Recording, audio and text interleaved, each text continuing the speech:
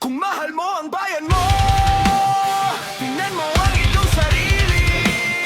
If ikaw ba ay nagiging panatiko sa mga magnanakaw, puti, ikaw, kasama ka na pala sa Yun. Magandang gabi.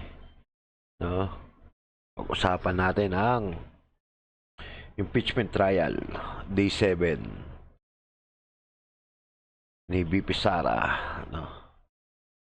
So, July 26 yan. July 2026, no? May mga topic lang tayo dito regarding sa opening statement ni Robin. Parang nag-stand up siya, no? Then yung ni Erwin Tulfo, nagsasayang daw sila ng oras regarding sa mga personal issue. Then yung kay Senator Cayetano, pinaliwanag niya yung ng Senate judge or yung impeachment trial na sinasabi. Then yung oral argument regarding sa financial documents ni VP Sara o sa parang isasabpina na, no? Okay. Pasensya na kayo, medyo may lang sa mata ko, no, kuliti kasi yan. Medyo mga 4 na araw na yan, no? Ngayon, yun po, itong aking opinion ay sa akin lang po. Wala pong yan. Kumbaga, kung ano lang yung nakikita ko, nagbibigay lang ako ng opinion or comment regarding dito sa impeachment trial, no? Kung sa mga legal po, wala po talaga akong alam dyan, no? Kaya hindi ako magbibigay ng legal. Kung opinion lang naman ang bibigay ko, no? Okay, pag-umpisa natin yung number 1 kay Senator Robin. Yun. Kasi yung una is parang inaano si Robin ni Ombudsman Remulla na parang ini-ignore daw niya yung summon or yung summon ni Remulla regarding dun sa obstruction of justice ni Robin regarding dyan kay Bato, yung tibay yung tumakas si Bato naman sa Senate, no? Yan. Itang sa akin lang naman dito is pinaliwanag niya lang naman kasi kumbaga senator judge siya din, kumbaga gusto rin niya patunayan na sumusunod siya sa mga batas, no? Ang sabi niya naman dito is nag-hain na siya ng counter affidavit. Pinaliwanag niya lang naman yun, no? Yeah, yung nakikita ko kasi dito sa mga diskarte nila Remulla, no? Parang under attack kasi sila, 'di ba? Parang atake ang nila. 'Di ba? Ang inaatake nila yung grupo nila Cayetano, no? Yung mga Duterte Black daw, no? No. Yan ang gusto nilang Dibagay kasi sabi ko nga nung unang mga video ko baka kasi yung bilang alam nila hindi yung bilang na convict, 'di ba? Yun ang yan kasi sabihin na natin na sila 30 ng majority, 12 ang minority, 11 ang minority. Kasi ang kailangan na boto 16. Kaya 'di ba, medyo tricky yung bandang huling impeachment, no? Baka may gawin ng majority na kakaiba. Na biglang baguhin nila yung rules. No, katulad ng ginawa nila sa sa quorum ba 'yon, no? 'Yun, kaya pati ang lang naman dito is tingin ko naman yung ginawa ni Robin is para mapaliwanag niya sa tao na ito ako, may paninindigan din naman ako, inaayos ko naman yung mga kung ano may issue kayo sa akin, di ba, regarding diyan niya sa kasi dignidad yan, kumbaga credibility din yan, gusto niya maging presentable din siya sa sa pagiging senator judge, no? Kasi senator judge siya dyan eh. Kaya sa mga iba nagbabatikos kay Robin na anong pinagsasabi mo, ano yung inaano mo, no? May ibang mga nagko-comment na mga si, nit, citizen natin, no, or mga kababayan natin na wag niyo pong ano yun si Robin eh. Nanon niya lang naman yung binabato sa kanyang issue ni Romulia. Sinagot niya lang naman yun. Then, yun nga, kasi sumingit din dito si Senator Erwin Tulfo na inano niya, kinikriticize niya bakit daw sa impeachment trial ginagawa yung mga ganyan, hindi daw sa labas, no? Yeah, gets ko siya yan. Tama, may tama siya, may tama. Pero kasi ano to eh, integridad ng ano to eh, senator judge, 'di ba? Kumbaga gusto niya rin maging ano sa tao na baka nga pagka hindi siya sumagot doon is ano, parang iba siya, ganyan na pala, ano, diba? At least nilinaw niya lang, no? Pati ikaw naman, Erwin Tulfo, eh,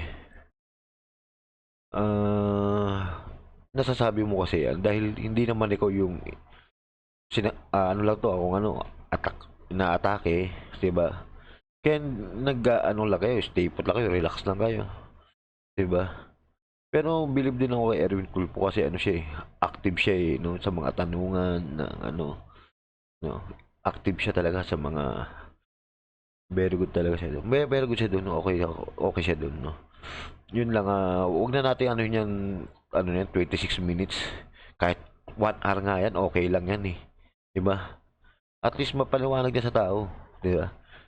Ito nga ang problema eh, 6 hours tayo. At sa akin lang to 6 hours tayo nag-uubos araw, 3 araw sa isang linggo. 'Di ba? Ang ipipresenta lang sa atin na evidence ganun, palyado. 'Di ba yung mga documents, palyado yung mga date, mga ano. Kung saan yung nag-waste doon, 'di ba? Yun lang yung sa akin, no.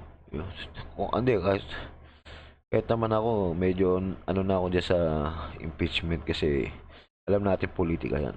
Pero papaliwanag lang din na iano ko lang yung mga side ko. No? Then ito si Senator Cayetano, no, parang inaano niya yung ano eh, yung pagiging ano, yung judge nila, ilan lang daw silang judge sa Senado, sa ano, no, si ano lang, si Cheese, si Ala, si Pia, si Kiko, ano, si Bam daw, nag-aaral na daw ng law. No, ilan lang daw, kaya di daw nila maintindihan ibig sabihin ng impeachment trial na may nagsasabi daw clear to prosecute daw. Eh ang ano ng impeachment trial is try and to decide.